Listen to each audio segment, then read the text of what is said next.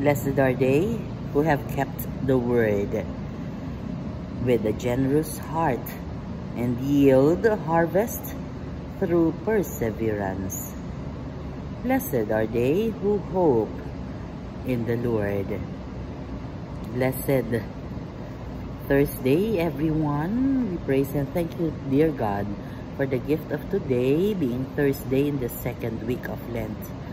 Today, our gospel is reminding us about the rich man and Lazarus.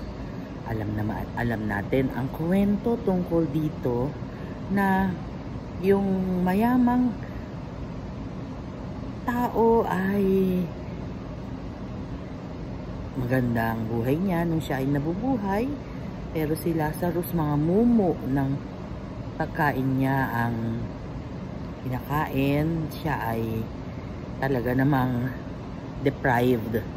At nung namatay sila, si Lazarus ang napunta sa langit, at syempre yung rich man ay napunta sa hell. And nagre-request siya na kung maaari sabihan or mag-message sana dun sa kanyang mga kapatid para wag nilang gawin, wag silang matulad dun sa rich man. Anong sabi ni Jesus? Hindi iyon ginagawa. Abraham replied, "My child, remember that you received what was good during your lifetime, while Lazarus likewise received what was bad. But now he is comforted here, whereas you are tormented." So ano ang mensahe sa gospel na ito ngayong araw ng Huwebes is hindi masama ang maging mayaman. So hindi yung kayamanan niya ang dahilan kung bakit siya napunta sa hell. Kung hindi yung kanyang pagiging walang pakialam, yung nagtatamasa siya tapos hindi siya nag-share ng blessings, or yung indifference niya na basta ako, okay lang ako.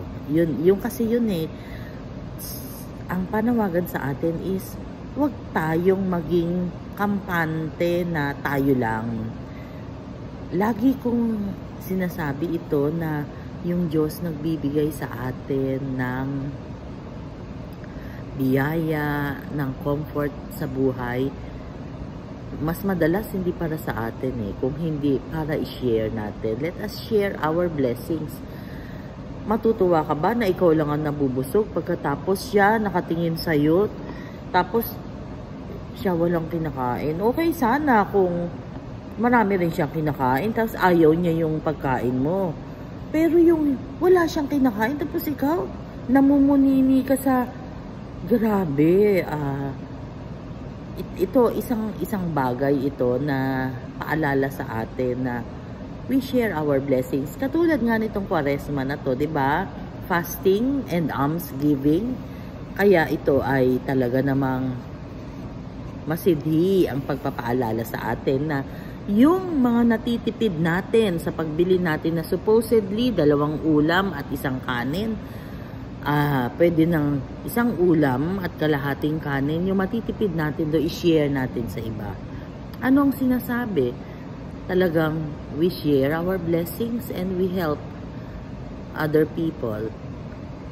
Madali lang sabihin, pero yun talaga ang reminder sa atin sa ebanghelyo sa araw na ito.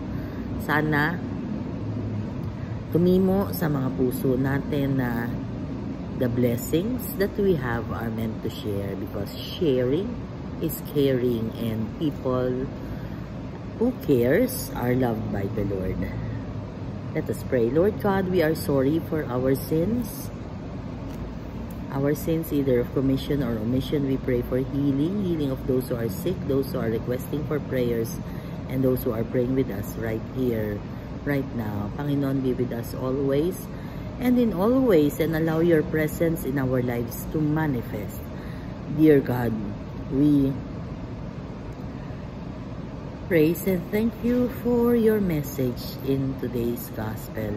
Nawa lahat po ng ito na mensahe ninyo ay tumimo sa mga puso namin. All this we pray in your mighty name through the intercession of our Blessed Mama Mary.